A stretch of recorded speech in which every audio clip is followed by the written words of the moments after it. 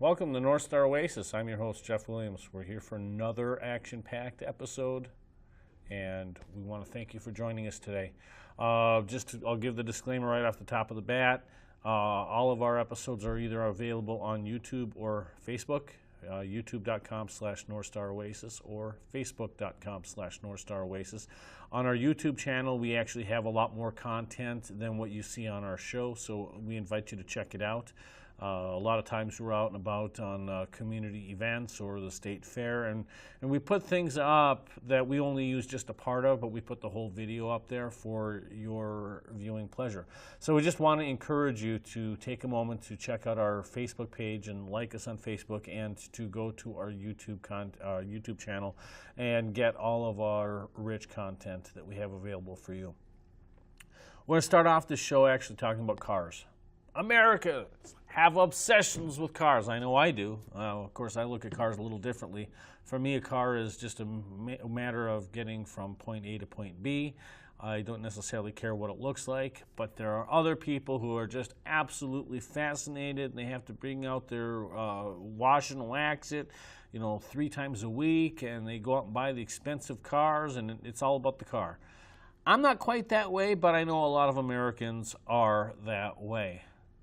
But how does it look for cars versus politics? That's actually what we're going to look at with our Prager University segment today, and then we're going to talk a little bit about what's going on regarding cars in Minneapolis. So here's our Prager University segment.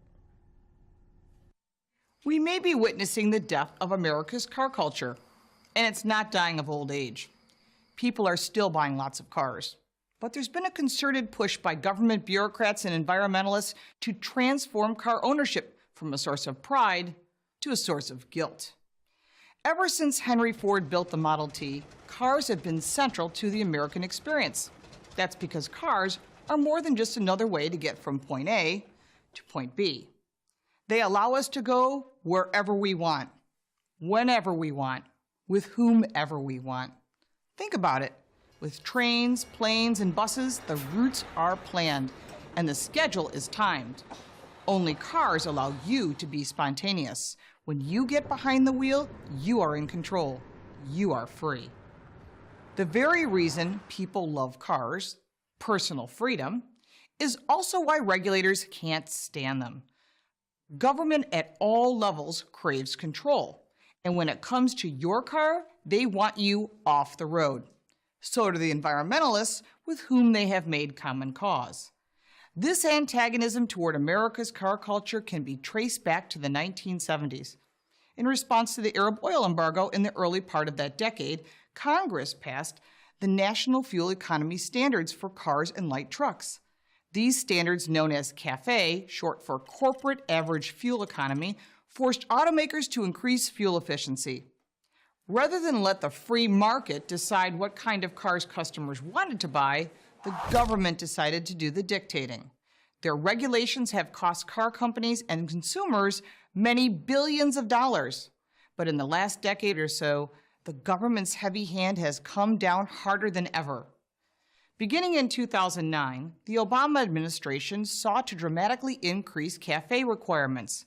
These Obama-era standards make cars more expensive, around $4,000 per new vehicle, according to economists Salim Firth and David Kreutzer. This prices millions of middle-class families out of the new car market. The regulations also encourage the production of smaller, lighter cars that are generally less safe than larger, heavier ones. The laws of physics are tough to argue with. To make matters worse, the new CAFE standards push automakers to produce more electric cars, a lose-lose for consumers and, ironically, the environment as well.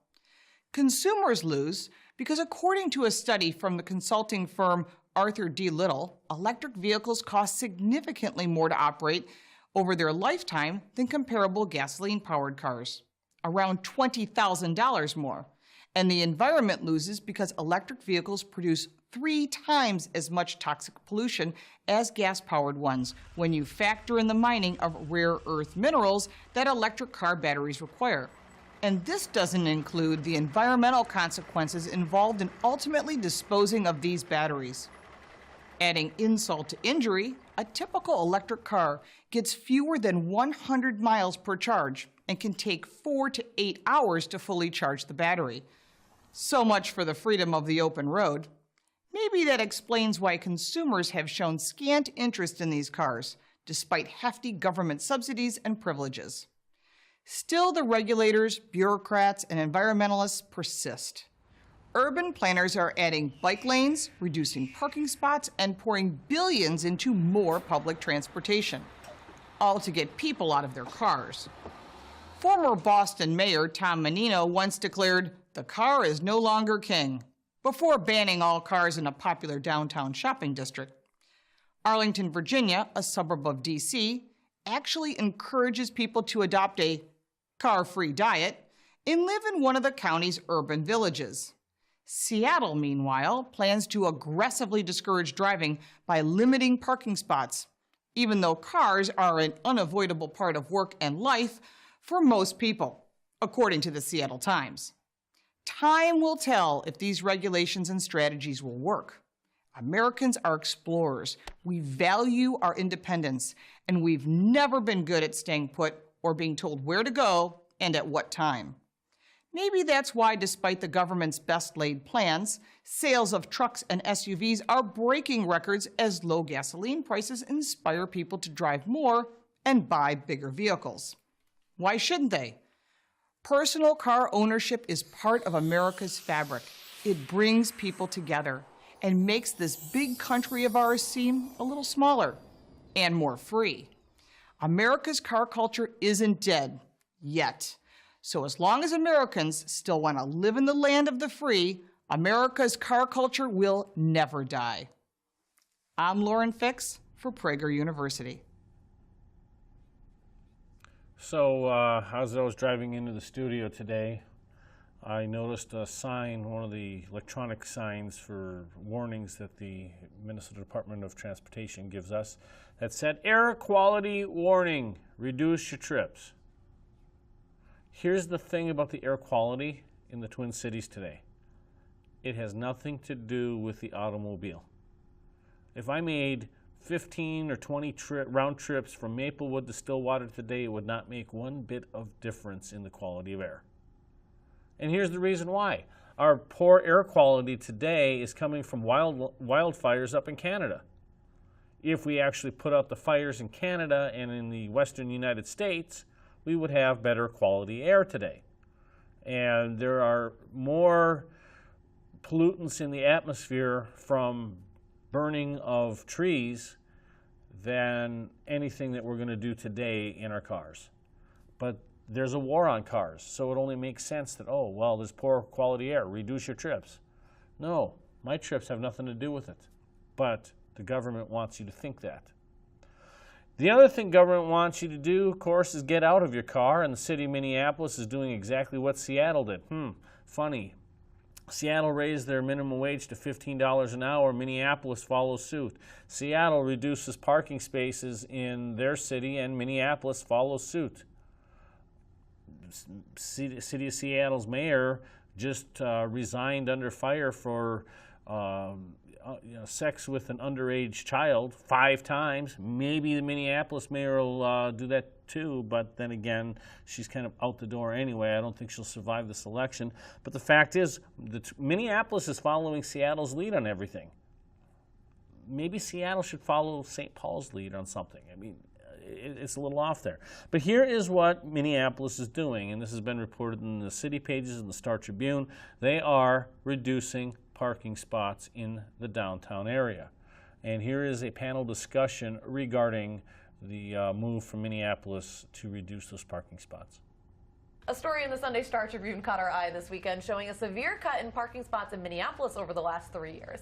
Surface lots have been turned into apartments and office buildings, and even with underground ramps in the new development, a lot of those spaces are disappearing. Just in downtown since 2014, more than 2,400 parking spaces in 20 ramps and surface lots have been wiped out. The city has added more bike lanes to try to encourage people to get around by bicycle and, of course, by public transit. It is a pretty walkable city. They're trying to kind of move in that direction. Minneapolis still has a lot of available parking, right? There are nearly 8,000 parking meters throughout the city. When you look at city-owned ramps, which not part of this data that we were able to look at, there's tens of thousands of spaces. There are a lot of spaces available. But the broader picture that the city of Minneapolis, like many other cities, they're moving away from parking. They're trying to encourage people to bike, to take transit, because the sense is for the future, you need to get away from cars, Rachel. Right, the cost, convenience costs, right? Free parking is not free. There's a cost to building, there's a cost to building that portion of the road that is a metered space. Right. There's always a cost. I don't have a problem with it just because I know there is a convenience. I pay $150 a month in a ramp, but I know I'm always going to have a spot. I don't have to drive around an extra 10 minutes. I'm okay with it. I understand where other people might not, but that's why they have so many options for mass transit. Traffic has also been a nightmare downtown just because of all the construction. There has been a lot of rerouting into the downtown areas, but I do think there are a lot of people who maybe live in the suburbs. They don't come downtown very often, and they don't even know where to park or where to find parking. And sometimes it can be super tricky, especially during a Twins game. There might not be parking available, especially during the day, and then you try to park on the city streets, and there's no parking available for that either. Some of this from a policy standpoint, Kylie, is when the city says, okay, you can build this apartment building with 400 units, and you don't have to put 400 spaces in. You don't have to build a ramp for And I think that's fine. I think that there shouldn't be, you know, just a bunch of empty spaces. But should you be able to do there. 400 units with 20 spaces? That sounds crazy to me, especially because, I mean, when you compare this to other cities that are moving in this direction, Minnesota has more people that are living in Minnesota who are from here. So there's a lot of people who travel to go and see their family by car, and it's not available by bus like a lot of people who move to Chicago as transplants or maybe to like a San Francisco or Seattle. So I do think it's a little bit different here. We're not like the other big cities, and our prices aren't that much lower. I live downtown, and I thought about going carless. And the more I thought about it, for that same reason, I want to go see my parents in Minnetonka. I want to go see my sister in Minnetonka, and the easiest way to get there is by car. It's a choice. The city is making a choice and saying, look, we need to build some infrastructure for bikes. And yeah, that means maybe we're not going to prioritize parking as much. But they want more people to move downtown to work at these companies, and parking by month is very expensive. You know, they're saying pay for it. If you want it, pay for it. That it comes with a cost, and there's a broader cost to society. And so, yeah, there's going to be growing pains. I think there are some people who say, forget it. And some businesses who might say, look, there's not enough parking here for our employees or it costs too much. So we'll see. I mean, do the younger workers want to be in the city? It seems like they do. Will they be more likely to take the bus, too? I feel like they're more We'll willing see how to it find shakes other out, modes of right? transportation I as well. loved being carless in Minneapolis. Yeah. For a short period of time, it was wonderful. This is nothing more than Minneapolis trying to be like New York and Seattle and try to put on the war on cars. It solves nothing. And see, in that panel discussion, they're talking about building an apartment complex and you don't have to put, you know, one-for-one spaces. But what they're missing is the fact that there are parking ramps in Minneapolis that are being redeveloped and the parking ramps are gone. It's not just the metered spaces, that the number of spaces available, period. Even they talk about opportunity costs. Some of the parking ramps are going away. That has nothing to do with the city because the city doesn't own them, but the parking ramps are going away because the property gets developed. But nothing replaces those parking spaces. Now, if you want to have a cosmopolitan area, you still have to accommodate people from out of town and people from the suburbs. I try to limit my trips to both downtown Minneapolis and St. Paul because I hate the parking situation. And I have absolutely no intention to move to either downtown area. So therefore, I still need to be accommodated if I'm going to do business in your city. If you do not want the business from suburbanites like myself to come into your city, we will go to another suburban area. That's just the way people are. There was a day 20, 25 years ago, I had to bus it everywhere. We didn't even have light rail then. We had a bus. The buses would take me 2 to 3 hours to go from the Maplewood Mall to downtown Minneapolis and to the University of Minnesota campus. 2 to 3 hours. They were unreliable then. They were extremely slow. It took me 20 minutes of driving, and I could actually find back then an off-street parking area. I would much rather drive to the U of M, get to my class, get out of the class, get back in my car, get off campus, and go to work and go to study. That's how people, we live in an immediate gratification society. That's just the way it is. Everybody wants things absolutely now. They wanted it yesterday. We have to have the latest in the iPhones. We have to have the latest technology. But yet, when it comes to moving people anywhere, well, we don't want to move people fast. Well, that's what people need the most, is rapid transit to their destination. And if the city of Minneapolis continues down this path, you know what's going to happen? Fewer and fewer and fewer people will be doing their entertainment and dining excursions in Minneapolis. They're going to quit doing business in Minneapolis. And it's going to become, I hate to say the analogy here, but a cold Omaha. The fact is, Omaha is probably going to be growing greater than Minneapolis. I'm sorry to say. It's just that that's the policies that that they have in Minneapolis on the war on cars, and as we highlighted a year ago, the war on plastic bags, and the war on menthol cigarettes. And I mean, every time you turn around, the city of Minneapolis is fighting a war on somebody. And they're only going to be punishing themselves, but I wanted you to be aware of that. Now, let's try to get on to some happier subjects here. The Minnesota State Fair. The Great Minnesota Get-Together occurred a couple of weeks ago, and yes, North Star Oasis was there. And we're going to show you, first of all, a montage that we put together. Well, actually, we put both of these together, but the first one is just of our scenes at the fair and what we wanted to show you. So here we go.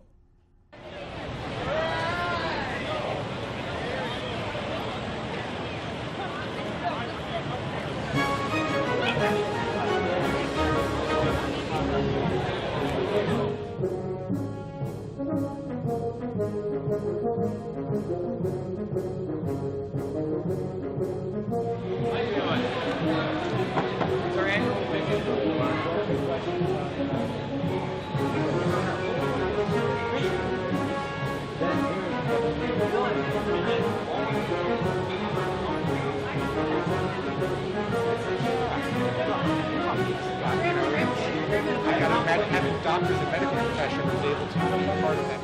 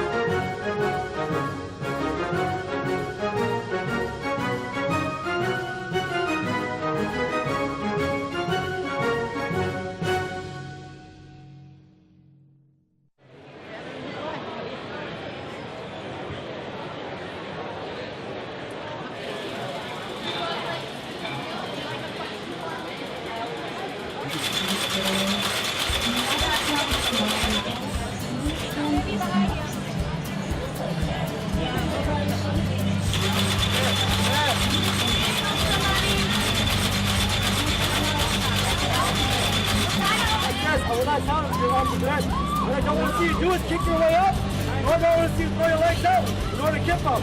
Should I go? Any questions? Go ahead, mom, my pro boy. Pretending, I'll tell you what to be good.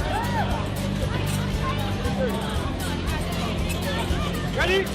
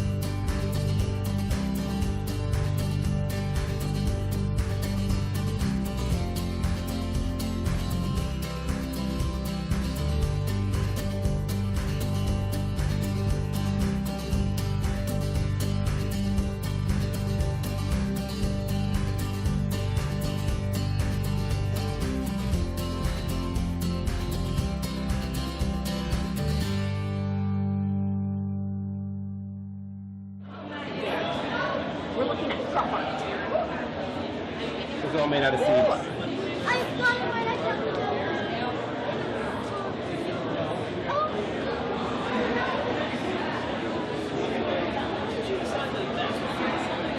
Yeah, right?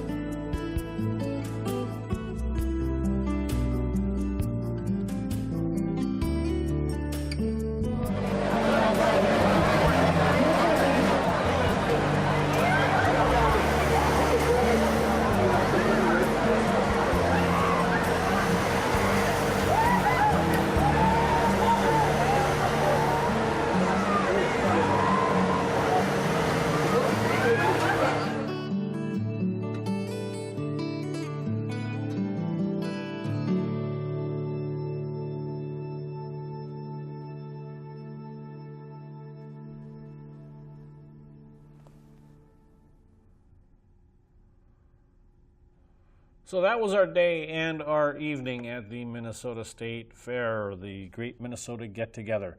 There was a lot of activity also going on at the Minnesota Republican Party fair booth this year, probably more activity than we'd seen in a long time. They'd actually made it into more of a store and less about the candidates and campaigns. We'll see what happens next year, as there's actually going to be campaigns for governor, U.S. Senate, Congress, and all that. But there were a lot of forums that we ended up having that we had actually taped. The Democrats didn't have that much activity going on as far as interaction with the public, but we had a lot of candidates. We had candidates for governor there, and then we also had a lot of different issues forums, and all of those videos are available on the YouTube channel for North Star Oasis, youtube.com/North Star Oasis. So we're going to just show you a little bit of a highlight, a short video here about what happened with the MNGOP booth.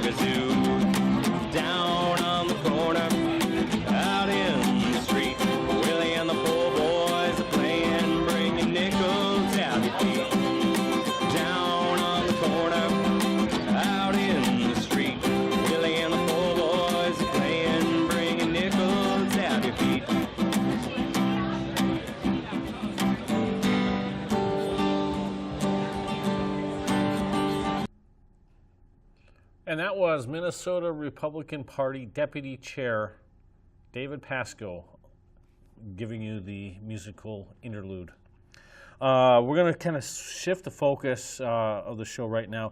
Last week on our program, we covered Hurricane Irma, and we spent a lot of time showing how hurricanes are formed and how some of the data is acquired to be able to get into the computer models. With Hurricane Irma, it had pretty much defied most of the models. I had put out a model, as I mentioned last week, just by looking at the data myself, not looking actually at the American or European models, but I was looking at other data sets. And I had forecasted the track of Hurricane Irma to go right through the Straits of Florida and then up into the Gulf I put it as a 75% probability that it would make landfall between Biloxi, Mississippi and Pensacola, Florida. All but two of the models, of the spaghetti models, all but two of them had Irma going further to the east of where I had predicted on September 2nd, a full week before the storm made landfall. The only thing that I did not foresee happening was making a little bit of landfall over Cuba and then breaking up and downgrading into a lower category storm. I thought that she might have just missed it and then would have come up and continued intensification. I was wrong on that, but my model was still probably 95% better than most of them out there. And it's just simply by looking at what the data and seeing what the data tells me, not relying on sophisticated computers and big data and overthinking things. I'm thankful that it broke up a little bit over Cuba. It spared a lot of people their lives and spared a lot of damage in the state of Florida, along with Alabama, Georgia, even South Carolina, that got hit with the torrential rains afterwards. But now you hear a lot about the GFS and the European model. And we're going to take a look a little bit closer as to what those models are, how they operate, and how that impacts the weather forecasts that you see on the Weather Channel or on channels 4, 5, 9, and 11. Anytime you ever hear of a meteorologist telling you this is what I see and how they can be different, it's all based upon the models. So let's take a look at the models. So we're going to show you a clip here. And it doesn't necessarily discuss with our current environment. This was a couple of years ago, and they were discussing predicting of winter storms in New York and here in Minneapolis area, and showing how the disparity between the two models. So let's take a look at GFS versus Euro. Which is better?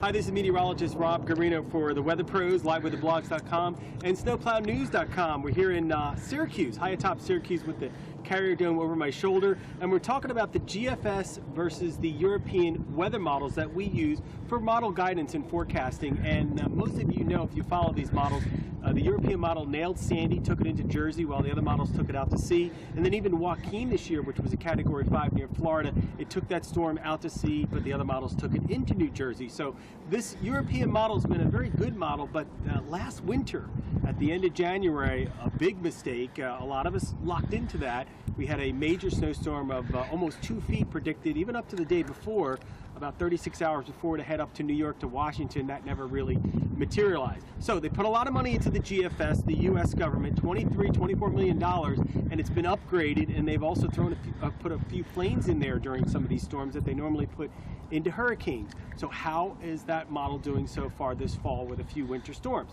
Well, the first storm we measured it against was the Chicago to Detroit storm, where they saw up to about 11, 12 inches of snow, and that was a split. The GFS started out pretty well. The European made a nice comeback at the end, and we'll call that a draw.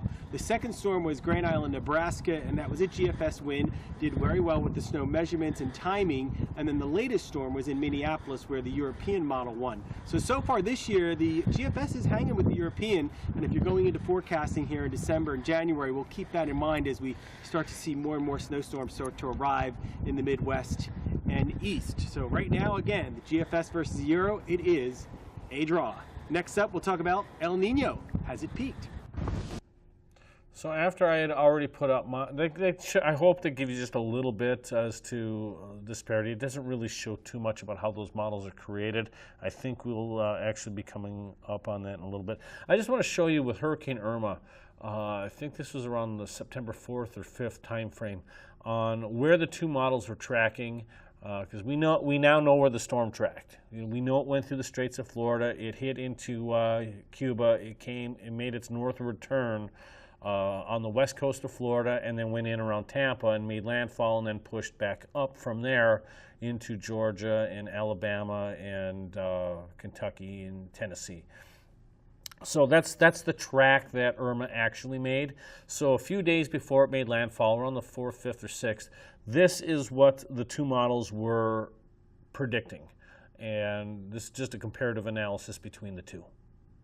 Well, as we move forward through time, the green's indicating very low wind shear. That's why we do expect Irma to continue to slowly get stronger and develop as we head through early next week. So again, that's the premise and the thinking behind the strengthening over the next few days. So then we've got to talk about the models. Again, when we first started talking about this system, the models weren't in agreement. Today, they are pretty much in some sort of agreement. So what you're looking at, The green, GFS model. The red, the Euro model. And look at the timestamp right there. Here's a look at Wednesday in the morning.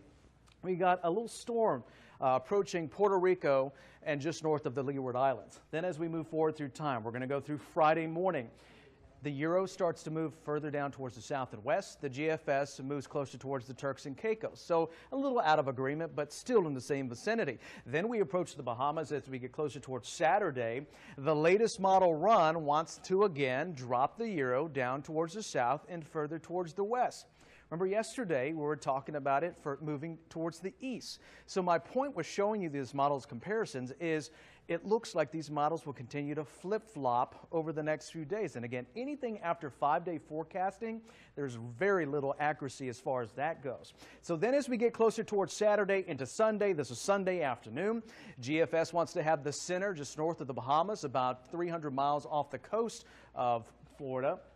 Euro wants to have it a little closer, basically where Matthew was situated, and then the models disagree moving forward into time. So here's the model as far as the Euro is concerned. We're going to go forward to time, and you see it approaches the Leeward Islands as we get closer towards Wednesday, the Bahamas as we get closer towards Friday, and then I put the wind speed, what you could potentially feel if this Euro was correct, with the center about 200 miles off the coast of Florida.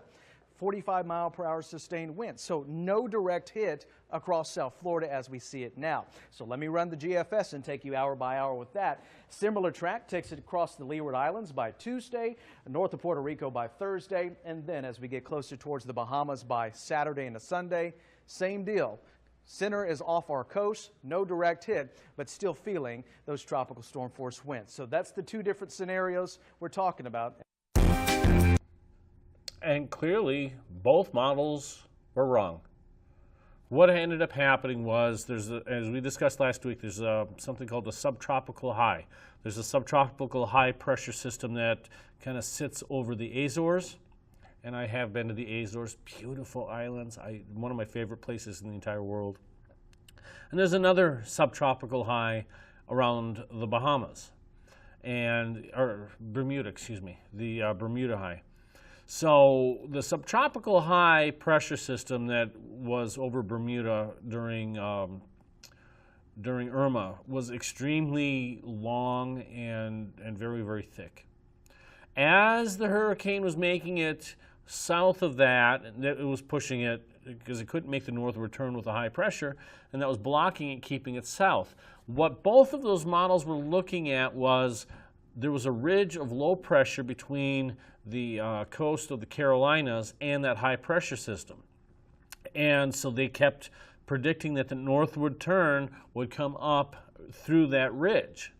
However, at the speed that the hurricane was moving was too slow to catch that ridge of low pressure as another high pressure system came in. And it's kind of like shooting a moving target. You know, if a target's moving, you have to give a little bit of a lead in order to hit it correctly. And that's what the models were not doing. They were anticipating that the low pressure system would sit off the Carolina coast a little bit longer than it did, but yet there was an area of high pressure that had pushed that out. And by the time Irma came in, that high pressure was also blocking it from making its northward turn, and so that's where it kept on the northwest passage through the Florida Straits. And then, as you were getting a low pressure system coming in, it was making its northward turn, and that's what brought it into Tampa as it was weakening. That's what actually happened. But that's where the error in the models were. And this is going to be crucial as we take a look at Hurricane Jose, because that's still going to be a threat to the coast, I'm convinced. So now let's take a look at another, we've got a couple of these European versus American models, but each video has a little bit of a different take. So let's take another look at European versus American. The European model is made by the ECMWF. The US model is the GFS, made by the US government. Both use the same basic data, but get different results based on software differences and different equations.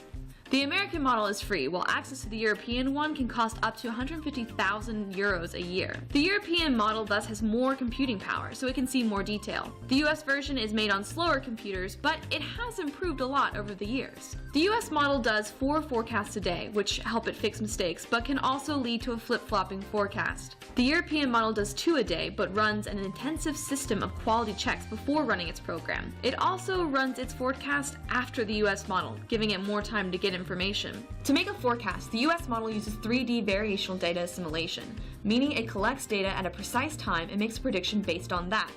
The European model uses 4D variation, so it collects observations over a period of hours, updating information continuously before it makes up its forecast. Forecasting isn't an exact science, so in order to make your best guess as to how the weather will be, the different centers run a bunch of hypotheticals, changing up small variables to figure out the most common and likely outcome. The US model assembles its forecast using 21 different hypothetical situations. The European model uses 51.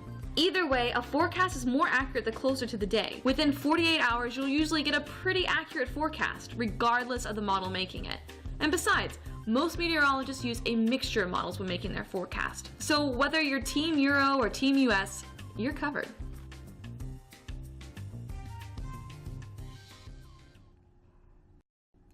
And so that is probably a closer explanation as to the differences of the modeling. I should have kind of put that first in these videos, but I was kind of under the gun and just grabbed and went. You know, that's the difference between the models. When they predict, how they predict, and how the observational data is put into the system. Yet, forecast, as it just said at the end, forecasters use both models to predict. So it's not an exact science. I would have been fortunate in my life, even though I'm not a professional meteorologist, to be able to predict 2 Category 5 hurricanes before they made landfall and had beat out most consensus models. But again, I got lucky twice. No, actually, I really don't think I got lucky. I just knew what I was looking at, and it just happened to have been that the data had supported my hunch. And you know, what is a gut feeling? What is a hunch? It's just actually seeing the patterns that occur in data. And when you see things that happen time and time again, your predictive analysis becomes sharper and better, and that's what happened in this case. So now we have a good question. Which one do you rely on the most, US or European? And let's take a look. Story about Europe versus the US, not in a sports competition, but a weather one. It's a subject of my Good Question report. 2 big weather forecast models you hear Rich mention a lot, the US and European models. So which one is better at actually predicting the weather? Beth Coleman reached out to me for this. I was curious why we need to look at the European models and study them for weather in the U.S. Okay.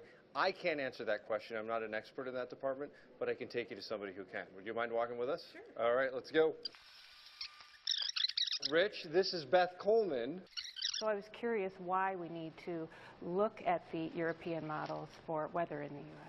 Well, there's a lot of thought that the European model tends to be a little bit more accurate sometimes than the American model. And one of the reasons for that is it just has more computing power. It's a more advanced computing system that they've been using. And in a couple of recent big storms, it's had some very, very big hits, including Hurricane Sandy, when it made that turn, that left turn into New Jersey and New York City. It was the European model that predicted it, and none of the other ones did. It predicts it a little bit faster. It catches on to changes a little bit ahead of the other model. but those changes can make a world of difference. Oh, they make a huge difference. That's the difference between 2 feet of snow and flurries in the winter. Does that solve it for you? It does, yes. You've answered the question. That's great. Do it for me, though. I wanted real-time results. So, Rich, we shot this story last Friday. The European model predicted about 1.66 inches of rain for this past Friday. The U.S. model predicted closer to 2 inches. So, which one was right? I can't believe it. What? You know how much rain they had at the airport? How much? 1.66 inches. Really? The European model was right on the money. I didn't even realize that. Because we had taped it ahead of time. There you go. That's pretty remarkable. Now, I'll give the American model credit for one thing. It was hinting at some heavier tallies, and they were closer to 2-inch amounts out in Orleans County, just west of town. So it's, you know, it's a little give and take. But at the airport, the European model That's nailed it. amazing. Yeah, that's crazy. crazy. To the 10th of an inch. That's remarkable. Hey, go with Europe when it comes to weather forecasting, I guess. Hey, if you have a question you'd like me to answer, send me an email.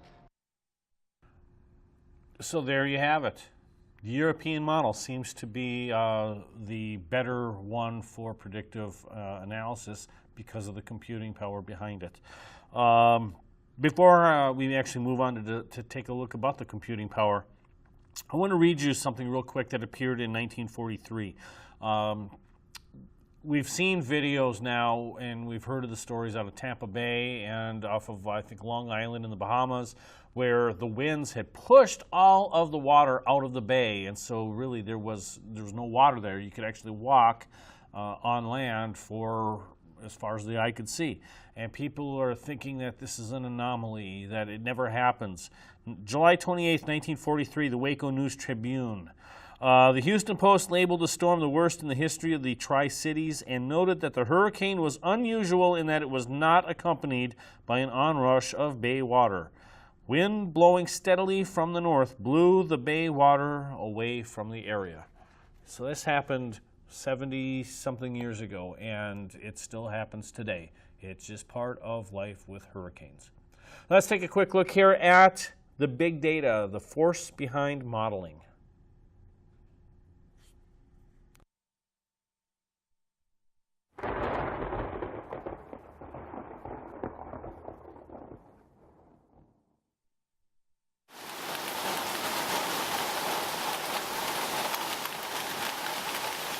For emergency agencies at the local, state, and federal levels to be able to exercise an evacuation plan 3 days in advance, they really need to have confidence in the forecast that we're providing them 7, 6, 5, 4, and 3 days in advance, that they can see a consistency in the forecast and have confidence on its accuracy so that they can take these actions. Well, most of agriculture, is directly driven by weather. That might be looking at planning for planting or putting out fertilizer or pesticide, and what are the conditions going to be tomorrow or the next day.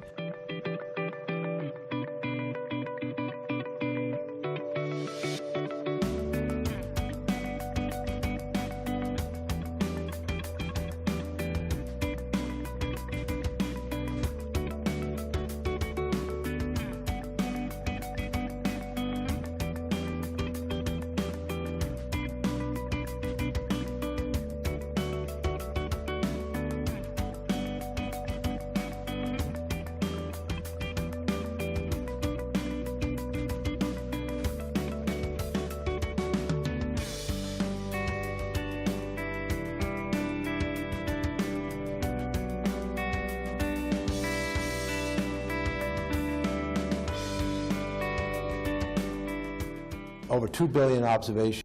We're actually going to cut off of that one a little bit sooner because of the interest in time. And the reason is nothing about that, that particular video. Is because I really want to show you this one, because as I mentioned earlier, we have Hurricane Jose that may be threatening the Northeast probably in about 4, 5, 6 days.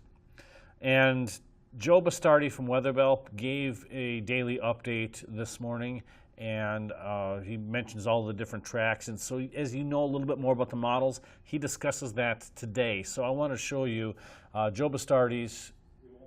It won't play. So it looks like we won't have Joe Bastardi's. Do we get it? And we're left with a large area of warm water here off the eastern seaboard, and then very cool water right before you get to New England and New York. And this means Jose is going to blow up. And I want to show you something here, because anybody can say something after it happens. We put out this map in May to show you why we believe there'd be a high impact season this year, because this is the analog of sea surface temperatures in high impact seasons on the U.S. coast. So we said we think that we're going to get a similar configuration in the Western Atlantic. Now, this was set in May, and you can see that that looks very similar to what we were forecasting back in May using analog patterns.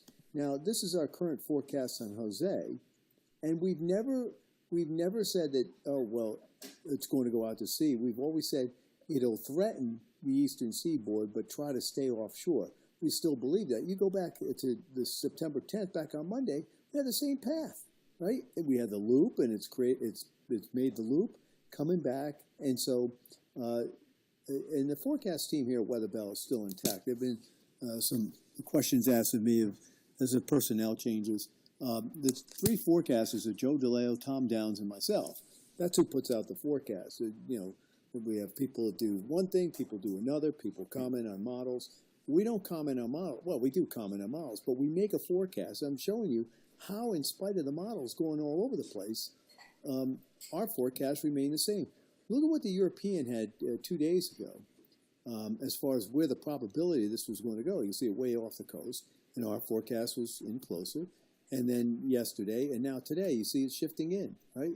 So there's a difference between model interpretation and forecasting. Anybody can put a model up and say, well, look at the spaghetti models doing this, this, this. You've got to put a forecast out. So something like this is a forecast, and the models are good tools, no doubt about it. In fact, you can watch. 2 nights ago, the European had this way out at sea, and everybody. And what I did was I pointed out it had a bias here. Even said it on the Cavuto show on Monday. I guess it was on Monday or Tuesday, where I said when he was asking me about Jose, I said the European has a bias to trying to kill the heights in the Northwest Atlantic, and the GFS tries to recurve it too fast. So we use that bias to put out that forecast. You see that forecast from Monday? And yet 2 days ago it was like this. Yesterday it's like this. Now it looks like this. So it's coming toward our forecast. And trying to show folks that, you know, you're not on the premium site, that what we do here is forecast the weather, not interpret models. It's a big difference.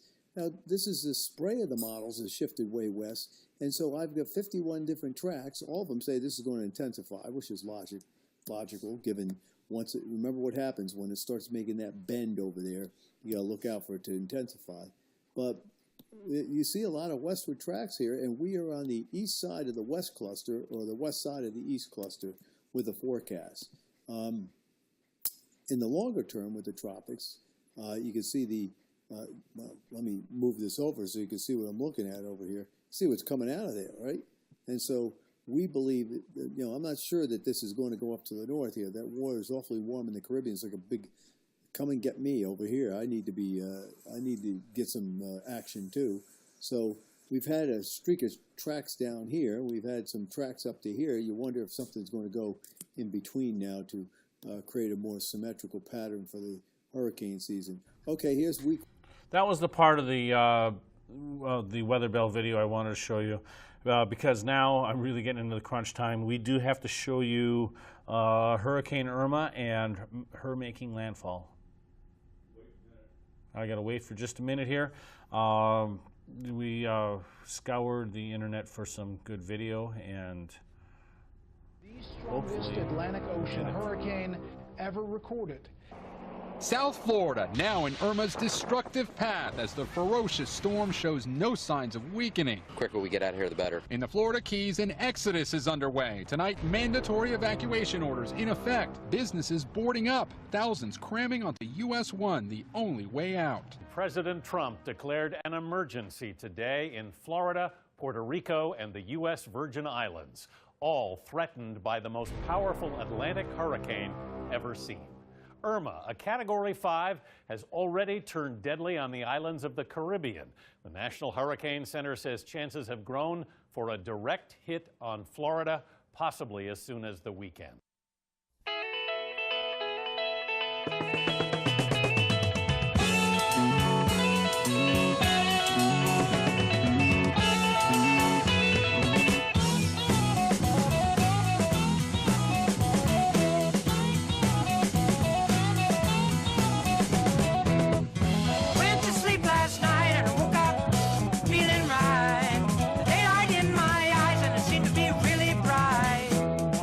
To the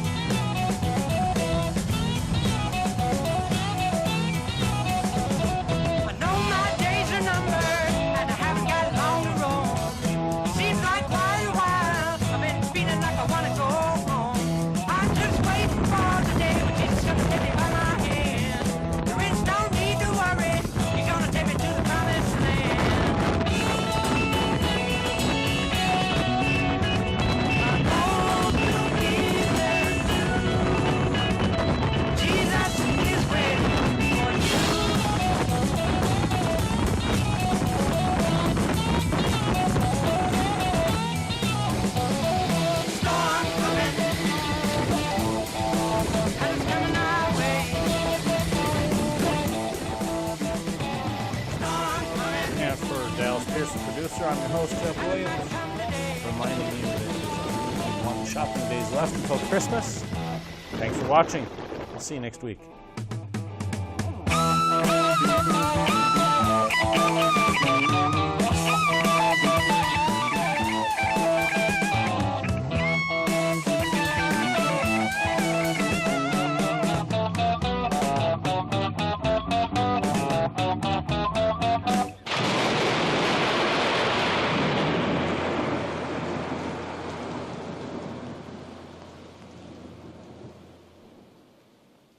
We're headed out to the Caribbean islands, first to St. Martin, to assess the damage that Hurricane Irma has just wreaked havoc across those islands. The DC-8 is behind me, and it's been loaded with shelter kits, it's been loaded with tarps and water filtration systems, just all kinds of emergency relief supplies to go meet the needs of the people in the Caribbean. The strongest Atlantic Ocean hurricane ever recorded.